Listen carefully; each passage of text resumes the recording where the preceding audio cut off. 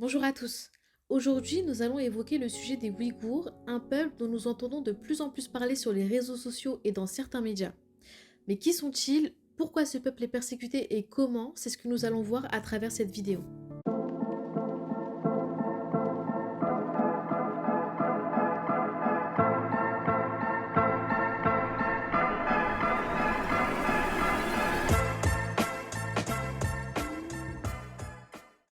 Commençons par leurs origines. Les ancêtres des Ouïghours sont des tribus nomades turques qui ont fini par devenir sédentaires et s'installer en Asie centrale il y a des siècles. Ils y contrôlaient les routes commerciales qui traversaient leurs oasis. On retrouve cette communauté principalement en Chine, au Kazakhstan, au Kirghizistan et en Turquie. Ils sont turcophones et généralement musulmans. C'est un peuple avec une culture à part entière. Nous allons nous intéresser à ceux qui vivent en Chine. Ils se trouvent dans la région chinoise du Xinjiang. C'est un territoire qui appartient à la Chine et qui est dit autonome. C'est une vaste région qui représente 3 fois la France en termes de superficie. Initialement, l'ethnie ouïghour était la population la plus importante dans cette région. On y dénombre au moins 11 millions d'habitants ouïghours. Il faut noter que cette région a été indépendante entre 1944 et 1949 sous le nom de la République du Turkestan oriental. Mais la Chine a fini par reprendre ce territoire. En effet, c'est une terre très intéressante pour la Chine. Elle est riche en ressources naturelles qui est indispensable pour le développement économique du pays. Elle détient un tiers du charbon, du gaz et du pétrole chinois. De plus, elle représente à elle seule 20% de la production mondiale de coton. Mais ce n'est pas tout. La Chine a pour projet ambitieux de créer les nouvelles routes de la soie. Il s'agit de voies ferrées et routières de 10 000 km qui relieront directement la Chine à l'Europe.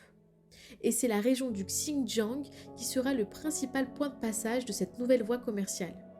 Déjà pour ces raisons, la Chine ne veut pas se passer de ce territoire et elle veut y maintenir la sécurité et la stabilité sociale. Pour ce faire, la Chine a ses méthodes. Tout d'abord, il faut comprendre que la Chine est un grand pays avec plusieurs ethnies différentes. L'ethnie majoritaire, qui représente 92% de la population, est le peuple Han. Et pour le gouvernement, ce sont les Han qui représentent la culture chinoise. Cette ethnie est surtout présente à l'est de la Chine et est de base très minoritaire dans la région des Ouïghours. Étant donné que les Ouïghours sont un peuple qui ont leur propre culture, langue et religion, le gouvernement a décidé d'organiser des migrations en masse de Han dans la région ouïghour pour que cette population soit assimilée et leur culture diluée.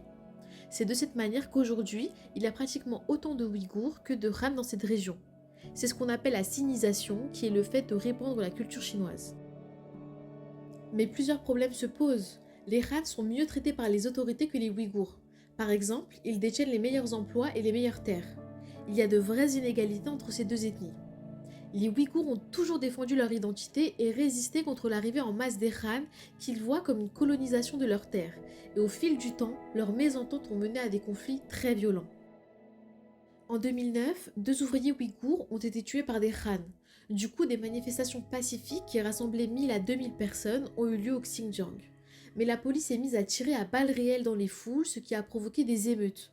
Des groupes armés de Ouïghours et de Han se sont affrontés pendant plusieurs jours. C'était un véritable bain de sang. Il y a eu des centaines de morts et des milliers de blessés. Le gouvernement a décidé quant à lui de punir uniquement les Ouïghours.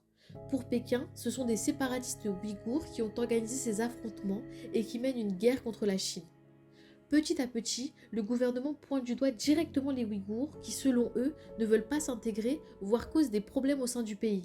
Ils utilisent certains faits, même minoritaires, pour justifier leurs dires. Des vagues de dizaines de milliers de Ouïghours vont émigrer dans les pays voisins et en Europe. Une poignée d'entre eux partent faire le djihad en Syrie, ce qui permet à la Chine de justifier sa manière de traiter les Ouïghours. Et ce n'est pas tout. Certains Ouïghours se sont radicalisés et ont mené leur lutte dans d'autres régions de la Chine en commettant des attentats. En 2013, sur la place Tiananmen à Pékin, 3 extrémistes issus de l'ethnie ouïghour commettent un attentat suicide en voiture. Ils fonceront dans la foule et tueront 2 personnes et en blesseront 40. Ensuite, en 2014, dans la gare de Kunming en Chine, 6 hommes et 2 femmes, présentés comme ouïghours, tuent 31 personnes à l'arme blanche. 2 mois plus tard, dans la capitale du Xinjiang à Urumqi, un autre attentat suicide aura lieu, une attaque à la bombe et au couteau qui fera au moins 31 morts et 79 blessés. À l'issue de ces événements, le gouvernement va s'attaquer clairement à toute la population ouïghour. En guise de représailles, leur région devient pratiquement inaccessible, que ce soit les diplomates ou défenseurs de droits humains, personne ne peut s'y rendre librement, et la peur va régner dans cette région pour les Ouïghours. La région va devenir un état policier où n'importe qui ne pourra pas s'y rendre, encore moins des journalistes.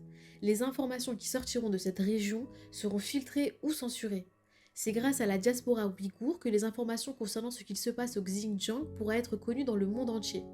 Malheureusement, les Ouïghours qui parleront aux médias ou qui mèneront leur propre enquête seront victimes de représailles de la part du gouvernement chinois qui va s'en prendre à leurs familles en les emprisonnant ou en les assassinant.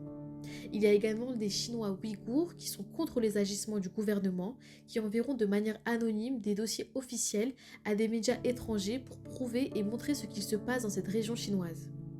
Alors qu'est-ce qui se passe concrètement ? Le gouvernement a décidé de s'en prendre en priorité au socle de l'identité ouïghour, leur religion, qui est l'islam. Et ce, peu importe la manière dont cette religion est pratiquée, sachant que la majorité des Ouïghours pratiquent un islam modéré. Ils la voient comme un virus idéologique dont il faut complètement se débarrasser. Et vu que ça ne suffit pas, ils s'en prennent également à la culture et à la langue ouïghour, ce qui fait référence à leur identité n'est plus tolérée et complètement rejetée. Il est estimé qu'un tiers des sites sacrés ouïghours, des mosquées ou encore des cimetières ont été détruits et qu'un autre tiers a été endommagé. Les dépouilles des Ouïghours ont été remplacées par des tombes en briques numérotées. Depuis plusieurs années, il est dangereux d'être musulman au Xinjiang, car porter une barbe, un voile ou posséder un Coran chez soi peut vous mener à une arrestation. Le but est d'effrayer la population pour qu'elle se soumette aux règles chinoises. Les autorités ont créé les 75 critères de radicalisation. Si un Ouïghour ou une personne d'une autre minorité musulmane, comme par exemple les Kazakhs, correspondent à un de ces critères, ils peuvent terminer dans un camp. Dans ces critères, on y retrouve entre autres le fait de fermer son restaurant pendant le mois du Ramadan, cesser soudainement de fumer ou de boire de l'alcool. Les personnes sont constamment surveillées et le moindre faux pas selon le gouvernement peut vous mener dans un camp. Étant donné que les autorités ne peuvent pas surveiller les familles dans leur intimité, ils ont créé les semaines de l'unité ethnique. Le gouvernement envoie s'installer des fonctionnaires Han chez des familles ouïghours une fois par mois pendant quelques jours pour qu'ils jugent la loyauté de la famille envers le parti et s'il y a des traces de la culture ouïghour dans leur foyer, ils sont dénoncés. Si le père de famille n'est pas là, par exemple parce qu'il a été enfermé dans un camp, il arrive que le fonctionnaire en profite pour s'inviter en toute impunité dans le lit conjugal. Depuis 2016, plus d'1 million de Han a été envoyé dans des familles. Concernant les camps en 2020, il en a été recensé environ 1300, où 10% de la population ouïghour y serait détenue. Au moins 1 million de musulmans issus de l'ethnie ouïghour ou autres sont actuellement dans ces camps. Les détenus y connaissent humiliation, travaux forcés, torture, voire la mort. Des femmes sont rasées à leur arrivée et stérilisées avec des traitements.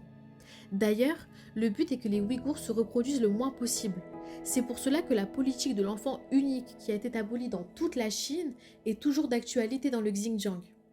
Concernant les enfants des prisonniers, ils sont séparés du reste de la famille et internés dans des institutions où ils sont élevés comme le Parti communiste chinois l'entend. Les nouvelles générations sont déracinées.